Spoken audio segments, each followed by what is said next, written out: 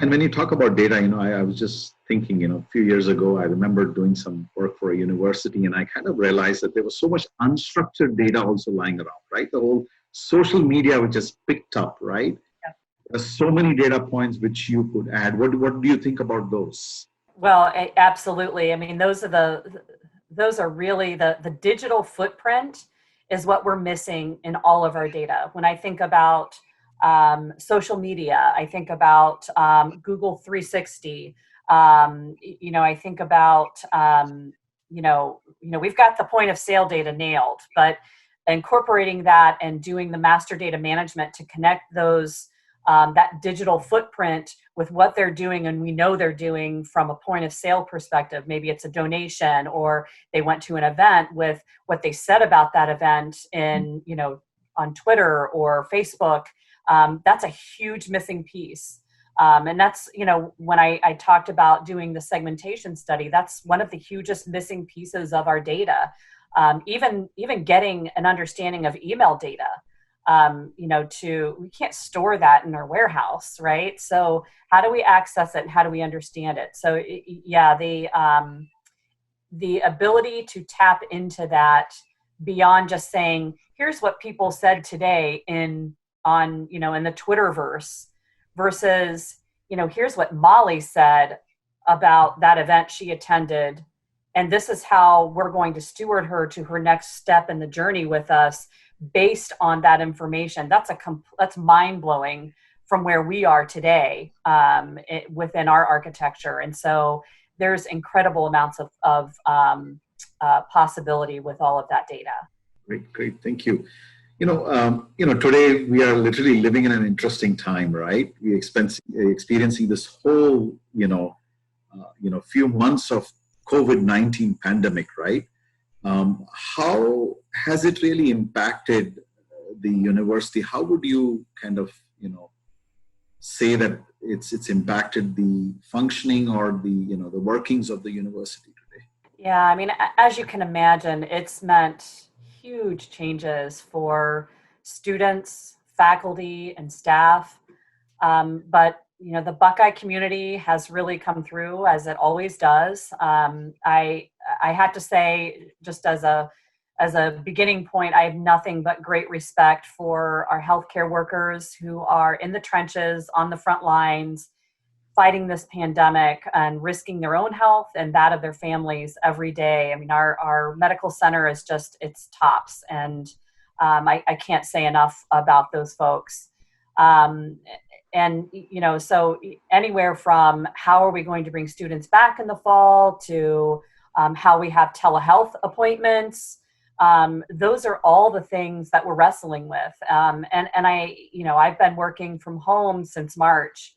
Ohio State in general and my unit specifically with the Office of Advancement has been incredible about, making the shift to this work from home environment and being completely understanding, from an events perspective. When I think about how we steward and engage our alumni audience, we can't do that in person anymore. But that doesn't mean we don't want to be connected to our alums, and that doesn't mean our alums don't want to be connected to us.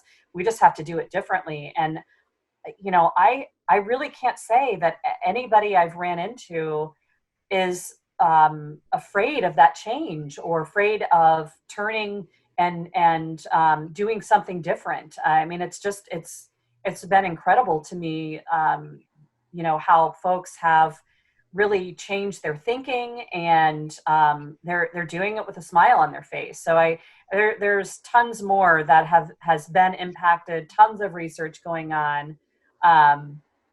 But I think, there's been a lot of good that's come out of the challenge. And I think it's helped us evolve specifically how we want to deliver customer experience and what that looks like. Specifically, my team conducted a COVID impact survey just to understand how our alumni have been affected by the pandemic and what we can do to help. And we plan to use this information to really tailor our content and the events that we provide. We're a research institution. Folks look to us for that information. like I said, our alumni still want to be engaged with us, and they're willing to do it in a virtual space. And what's great about that is people who lived in Hawaii, say, or California, can engage with us in a much more robust way than they ever were, because now we're making that shift to that digital space. So, there's a lot for us to learn. And, like I said about telehealth, I know that the medical center is really trying to understand what that experience looks like and how we improve it. I mean, we went from, the odd telehealth experience to, I mean, as you can imagine, the magnitude is just blown up. And, trying to kind of iterate through that and understand, how do we continue to improve? Because I don't know that those will just suddenly go away, even if we find a vaccination. I think that'll be a mainstay of, of our health experience, our healthcare experience. I really can't say enough about having worked for Ohio State during this time. And everybody has just kind of been all hands on deck, figuring it out and, navigating through it. And what I'm hearing from you is that data has been a great proponent to kind of, for you to get some of the challenges, right? Yeah. I mean, when you think about our healthcare system, they're looking at data probably minute by minute, day, hour by hour. Like I said, from the telehealth just to, how many beds are free, and, analytics it is the underpinning of, a lot of what we do to kind of, address how we work with our constituents. And so, yes, it's, we are making decisions going forward using data. And it's definitely underpinned everything we're doing.